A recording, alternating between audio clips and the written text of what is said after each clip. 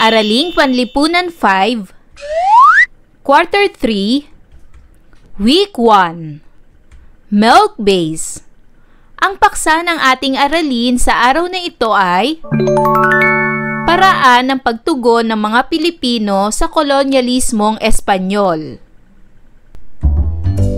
Hello kids, it's me, Teacher Frel. Don't forget to subscribe, like, and share, and hit the notification bell for the latest video. You can also follow my Facebook page, Teacher Frel TV. Welcome back mga bata! Sa araw na ito ay pag-aaralan natin sa asignaturang Araling Panlipunan ang mga paraan ng pagtugon ng mga Pilipino sa kolonyalismong Espanyol. Bilang isang mag-aaral, ikaw ay inaasahang na ipaliliwanag ang iba't ibang paraan ng pagtugon ng mga Pilipino sa kolonyalismong Espanyol. Natalakay ang mga paraan ng pagtugon ng mga Pilipino sa kolonyalismong Espanyol. At napapahalagahan ang mga paraan ng pagtugon ng mga Pilipino sa kolonyalismong Espanyol. Ngayon ay muli mong balikan ang mga patakarang Espanyol na nagpabago sa tahimik na pamumuhay ng mga Pilipino at nagdulot ng hirap at pasakit sa kanila. Pero bago natin pag-aralan ang ating aralin sa araw na ito, ay dumako muna tayo para sa pagsasanay bilang isa. Ayusin mo ang mga letra upang mabuo ang tamang salita. Isulat ang tamang sagot sa sagutang papel. Una, lahat ng kalalakihang edad 16 hanggang 60 taong gulang ay nagtrabaho ng malayo sa kanilang pamilya at walang bayad na tinanggap. Ano ang tawag dito? Tama! Ito ay tinatawag na polo y servisyo. Pangalawa, kinolekta ito sa mga katutubong Pilipino ng sapilitan. Ano ang tawag dito? Tama! Ito ay tinatawag na tributo. Pangatlo, tanging sa pamahalaan lamang magbebenta ng produkto na may takdang dami ang mga Pilipino. Ano ang tawag dito? Tama! Ito ay tinatawag na bandala. Pang-apat, paglilipat sa mga Pilipino sa bagong panirahan na tinatawag na pueblo. Ano ang tawag dito? Tama! Ito ay tinatawag na reduksyon.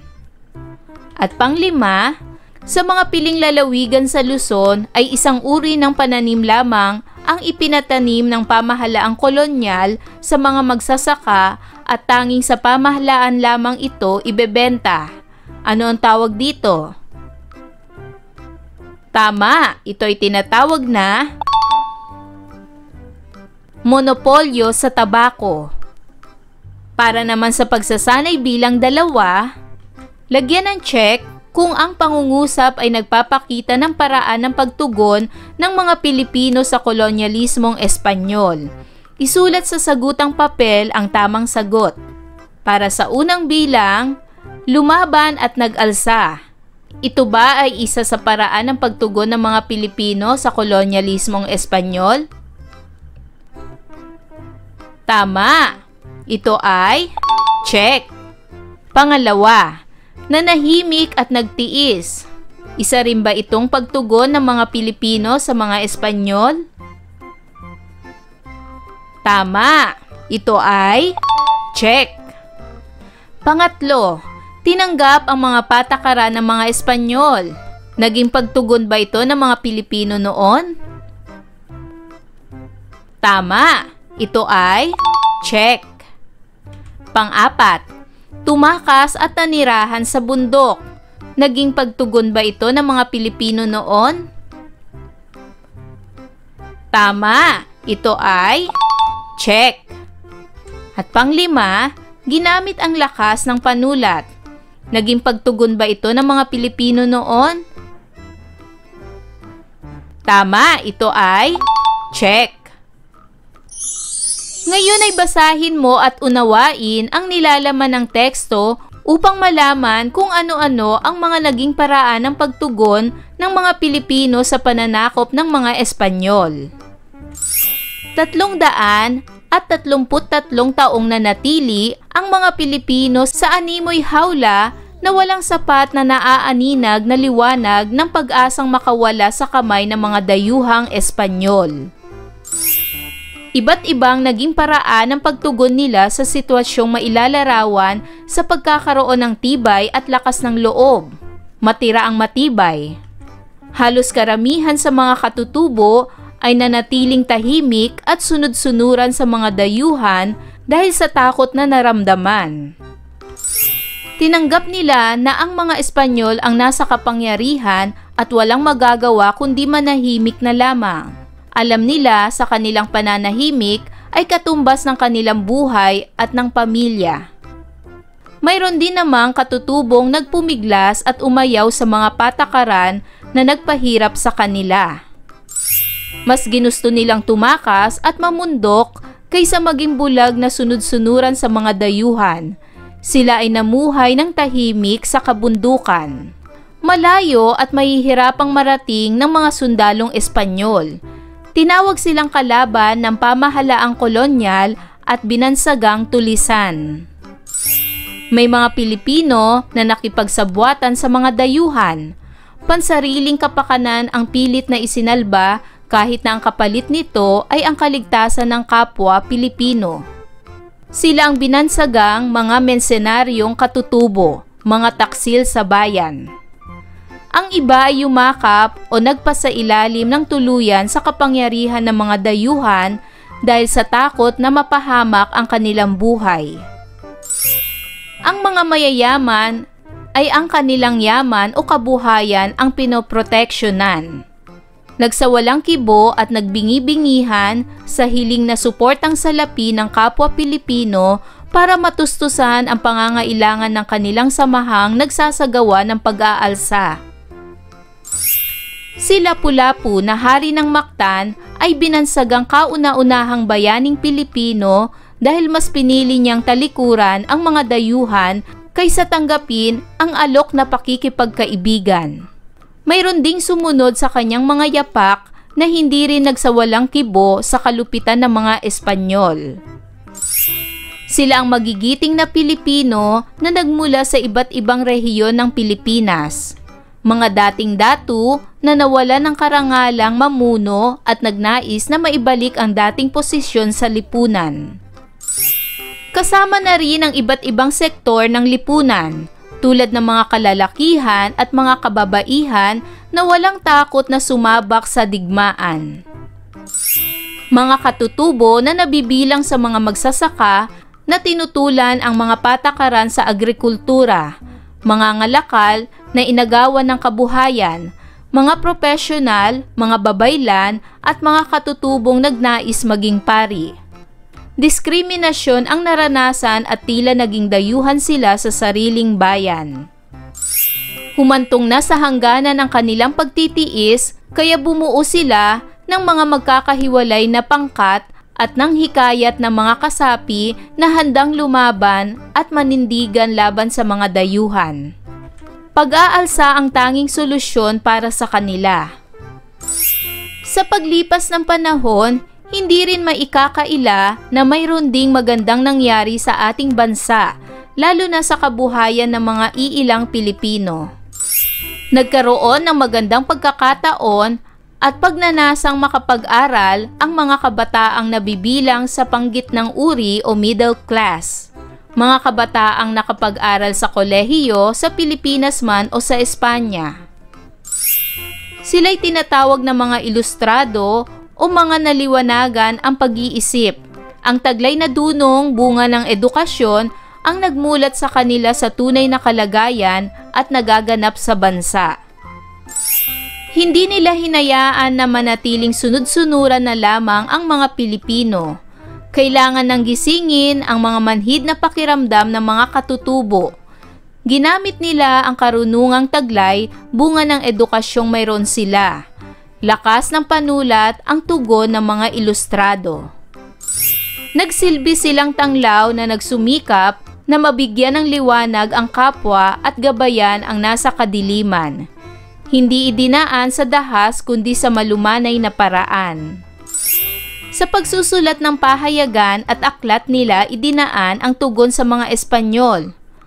Ang ating pambansang bayani na si Jose Rizal ay isa sa mga ilustrado na sumulat ng Noli Me Tangere at El Filibusterismo. Layunin nito na tuligsain ang pamahalaang Espanyol at maging ang mga palalong praile. Gisingin ang damdaming manhid upang sumibol ang diwang makabansa ng mga Pilipino. Walang armas na hawak, walang dugo na pumatak. Kalayaan ang isinisigaw, at sa oras ng pagbangon, tanging sandatay ang pagmamahal sa bayan na kusang nag-aalab at umuusbong.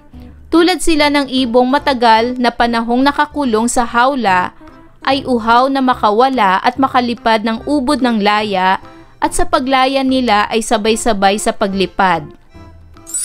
Malayang na ipapagaspas ang mga pakpak, sinasamantala ang sariling lakas at ang liwanag na nagbibigay ng gabay upang makita ang paroroonan.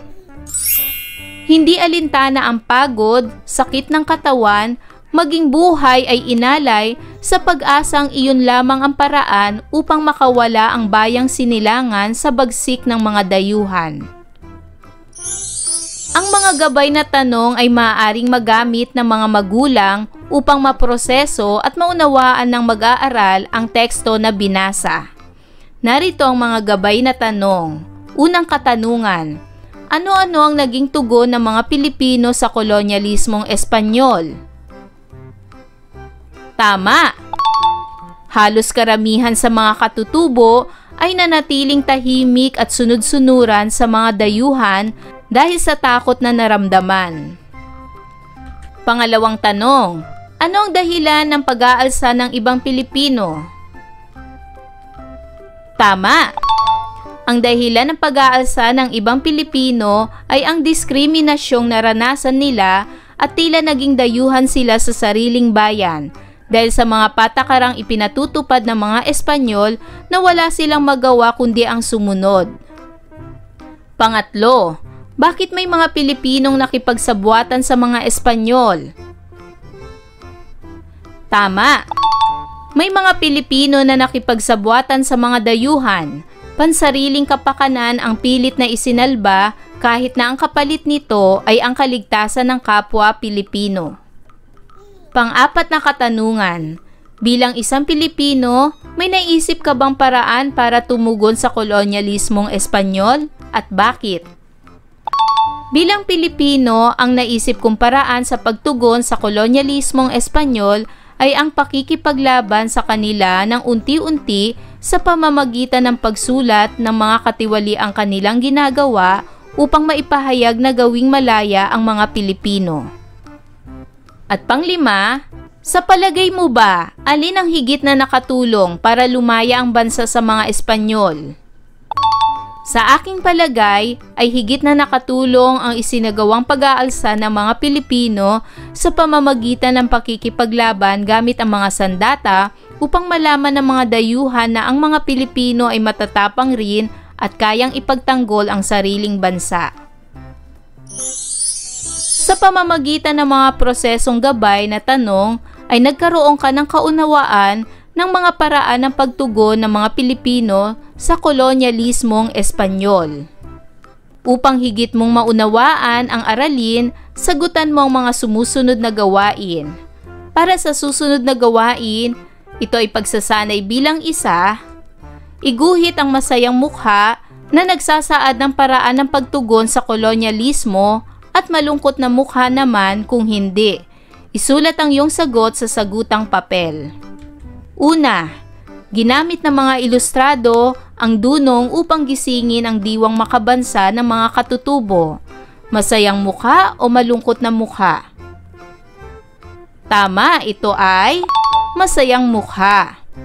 Pangalawa, Nagtanim ng mga gulay ang mga katutubo sa bakuran nila. Masayang mukha o malungkot na mukha?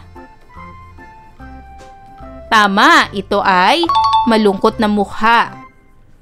Pangatlo, tinanggap ang pamahalaang kolonyal sa pamamagitan ng pagsasawalang kibo sa nagaganap na kalupitan ng mga Espanyol. Masayang mukha o malungkot na mukha? Tama, ito ay masayang mukha. Pang-apat, nagalit ang mga praile sa mga Pilipino. Masayang mukha o malungkot na mukha? Tama, ito ay malungkot na mukha. At pang-lima, ninais ng mga datu na maibalik ang dating posisyon at dangal kaya sila ay bumuo ng pangkat at nag-alsa. Masayang mukha o malungkot na mukha? Tama, ito ay masayang mukha.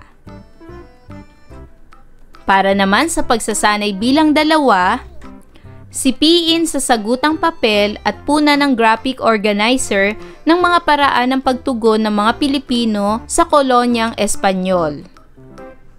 Paraan ng pagtugon ng mga Pilipino sa kolonyalismo ng Espanyol. Nanatiling tahimik.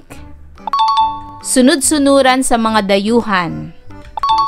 Tinanggap ang mga patakaran ng Espanyol. Nagtiis ng mahabang panahon. Lumaban at nag-alsa. Para naman sa pagsasanay bilang 3, sipiin ang chart sa sagutang papel. Isulat sa kahon ang S kung sanhi ang isinasaad ng pangungusap at B kung bunga. Una, nag-alsa ang mga katutubo. Ito ba ay sanhi o bunga? Tama, ito ay letter B, bunga. Pangalawa, niyakap ang kapangyarihan ng mga Espanyol. Ito ba ay sanhi o bunga? Tama, ito ay B, bunga. Pangatlo, marami ring mga katutubo na mas piniling takasan ang mga pagpapahirap ng mga dayuhan. Namuhay sila sa bundok at naging kalaban ng pamahalaan. Tinawag silang mga tulisan. Ito ba ay sanhi o bunga? Tama, ito ay B, bunga. Pang-apat, ginamit ng mga ilustrado ang dunong upang gisingin ang diwang makabansa ng mga katutubo. Ito ba ay sanhi o bunga? Tama, ito ay B, bunga. At pang-5, tinanggap ang pamahalaang kolonyal sa pamamagitan ng pagsasawalang kibo sa nagaganap na kalupitan ng mga dayuhan. Ito ba ay sanhi o bunga? Tama, ito ay B, bunga.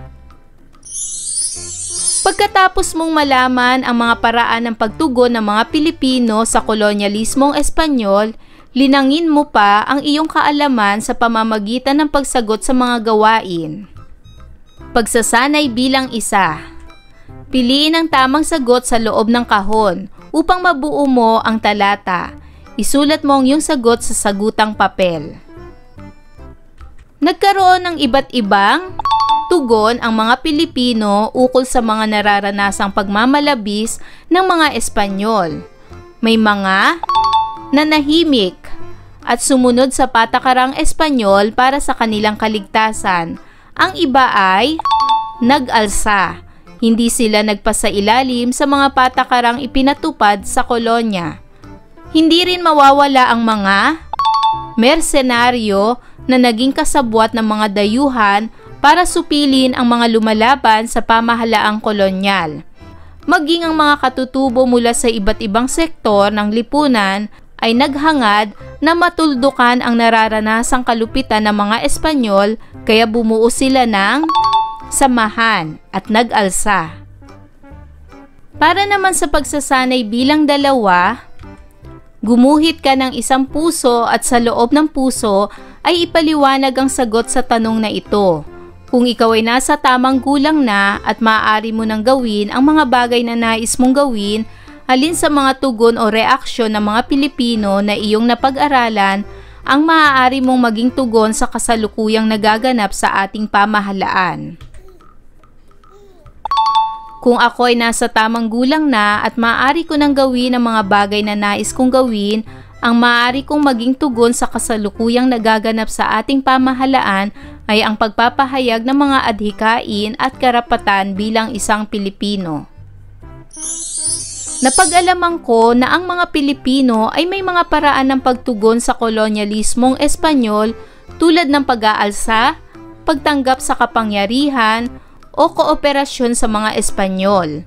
Nalaman ko rin na sila ay naghirap at nagbuwis ng buhay para sa kalayaan, kaya dapat ko itong pahalagahan. Yan mga bata, naunawaan nyo ba ang ating aralin sa araw na ito? Kung ganon, magaling! Mga bata, sana'y marami kayong natutunan sa ating aralin. Hanggang sa susunod na video lesson, paalam! Thanks for watching!